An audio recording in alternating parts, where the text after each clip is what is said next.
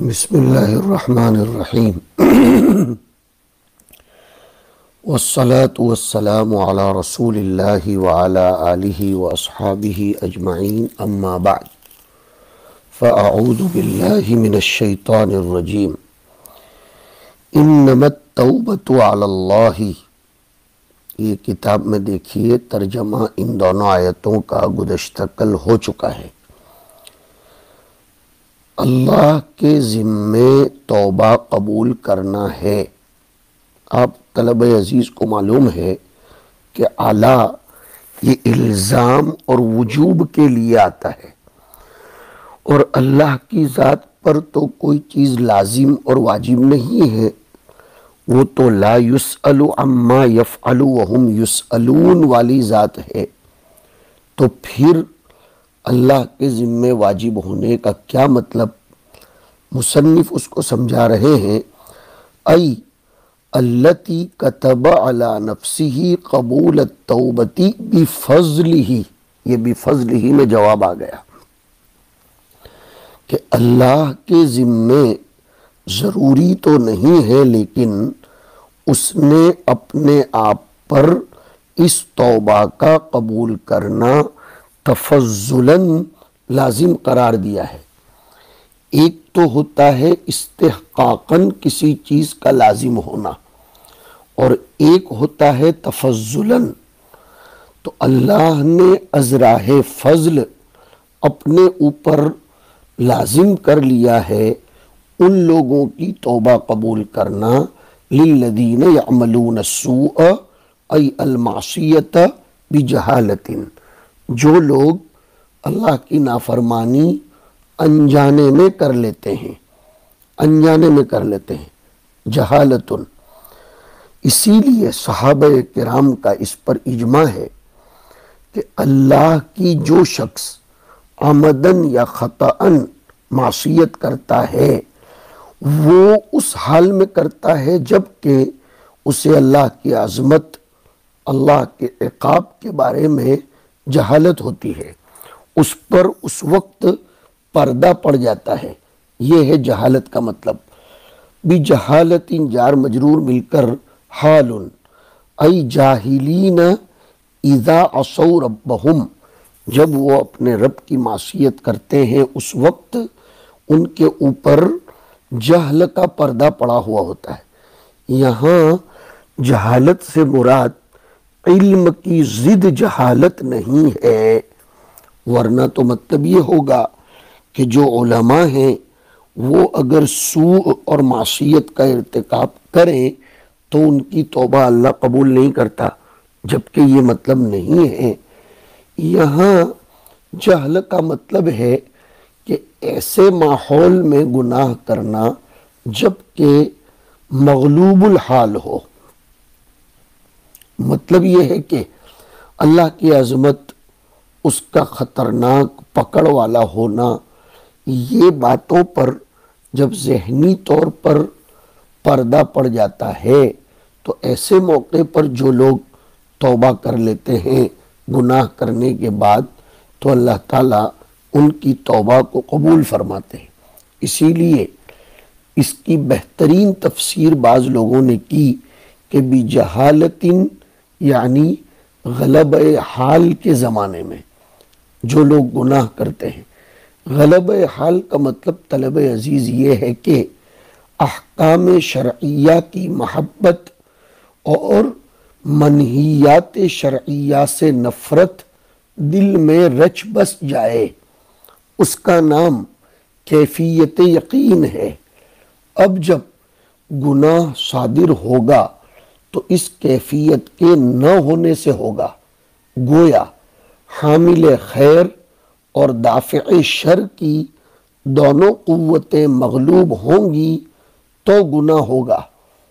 اس کو یوں سمجھو جیسے آتا ہے حدیث شریف میں کہ لا یزنی الزانی حین یزنی وہو مومن، کہ جس حال میں اس کے اوپر نور ایمان کا غلبہ ہوتا ہے، بہت بعید ہے کہ وہ زنا کر بیٹھے۔ جب وہ نور مغلوب ہو جاتا ہے، اسی کو ہماری آیت میں بجہالتن کہا گیا تو پھر وہ معصیت کا ارتکاب کر لیتا ہے۔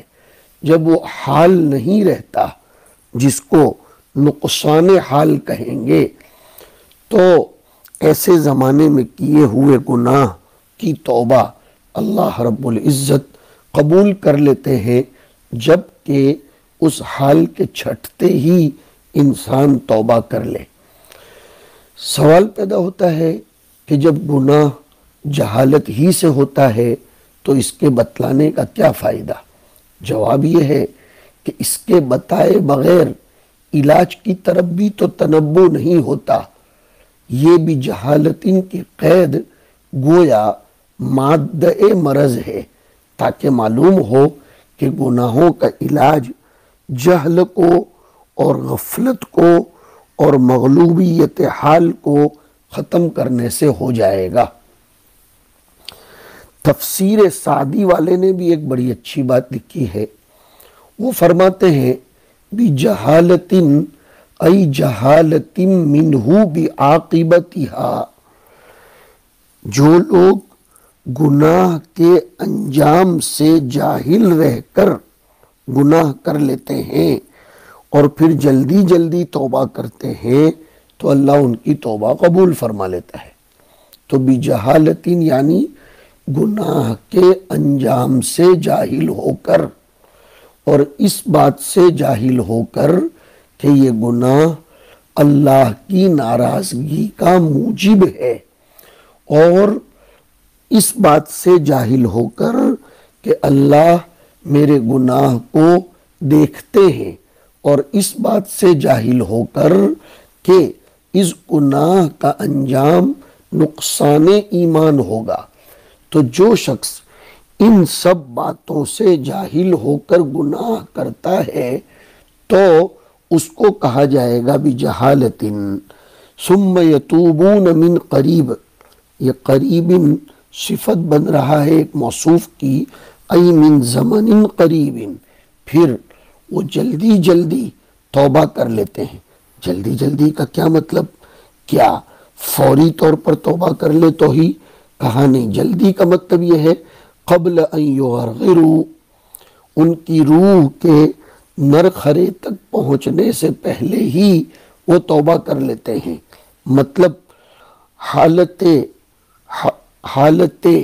وہ حالت جس میں اس کی نزع ہوتا ہے، اس کی روح نکالی جاتی ہے، اللہ تعالیٰ حسن خاتمہ نصیب فرمائے، تو اس حالت کے آنے سے پہلے اگر توبہ کر لیں تو پھر فَأُولَئِكَ يَتُوبُ اللَّهُ عَلَيْهِمْ، اللہ تعالیٰ ایسے لوگوں کی توبہ قبول فرماتے ہیں۔ يَقْبَلُ تَوْبَتَهُمْ وَكَانَ اللَّهُ عَلِيمًا بِخَلْقِهِ حَكِيمًا فِي صُنْعِهِ بِهِمْ، اس لیے کہ روح نکلنے کے وقت کی جانے والی توبہ کا کوئی اعتبار نہیں ہے۔ اس کی وجہ یہ ہے کہ اس وقت کی توبہ قلب کی صلاح کا سبب نہیں بنتی، زندگی میں کوئی انقلاب پیدا نہیں کرتی، طبیعت میں کوئی تبدیلی نہیں آتی۔ وجہ یہ ہے کہ اب تو مرنے لگا ہے، تو مرنے سے پہلے پہلے جو توبہ ہوتی ہے اللہ اس کو قبول فرماتے ہیں۔ اسی لیے آگے فرماتے ہیں وَلَيْسَتِ التَّوْبَةُ لِلَّذِينَ يَعْمَلُونَ السَّيِّئَاتِ، ان لوگوں کی توبہ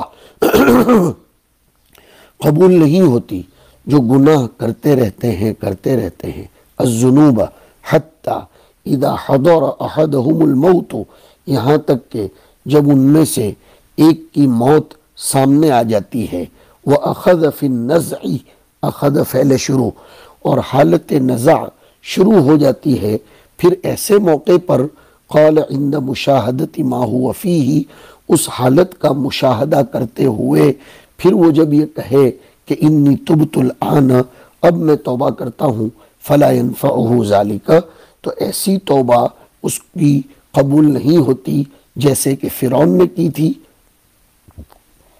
فرعون نے توبہ کی تھی ایسے ہی موقع پر، تو اس کو کہا گیا تھا الآن وقد عصیت قبل وکنت من المفسدین، اس لیے کہ اس نے کب توبہ کی تھی؟ حتی اذا ادرکہ الغرق قال انی تبت الآن۔ اس لیے اس آیت کو اس آیت سے ملا کر بات کو سمجھو، ولا يقبل منہ، اس کی توبہ اس کو کوئی نفع نہیں دیتی، اس لیے کہ زندگی ختم ہو گئی اور اس کی توبہ قبول بھی نہیں کی جائے گی۔ تو قبول توبہ سے مانع مشاہدت احوال ہے، جن حالات کے موقع پر اس کو اللہ کا یقین اضطراری شکل میں پیدا ہوتا ہے، اور اللہ پاک اختیاری یقین کو پسند کرتے ہیں، اضطراری کو نہیں۔ وَلَلَّذِينَ يَمُوتُونَ وَهُمْ كُفَّارٌ، اور نہ ان لوگوں کی توبہ قبول ہوتی ہے جو کفر کی حالت میں مرتے ہیں۔ تو جب وہ کفر کی حالت میں مر گئے تو توبہ کرتے ہی کہاں ہیں؟ کہا اگر وہ آخرت میں توبہ کریں گے، اذا تابوا فی الآخرہ عند معاینۃ العذاب لا تقبل منہم اولئک اعددنا لہم عذابا علیما مولما۔ شیخ الہند رحمۃ اللہ علیہ فرماتے ہیں کہ اللہ تعالیٰ توبہ قبول کرتا ہے اس شخص کی جو جہالتاً معصیت کرے، جو ڈیرنگ کر کے گناہ کرتا ہو، تو اللہ اس کی توبہ کو قبول نہیں کرتے، اس لیے کہ چوری اور اوپر سے سینہ زوری یہ اللہ کو بالکل پسند نہیں ہے۔ اللہ تعالی ہمیں خوب استحضار کی کیفیت نصیب فرمائے۔ وصلی اللہ علی النبی الکریم۔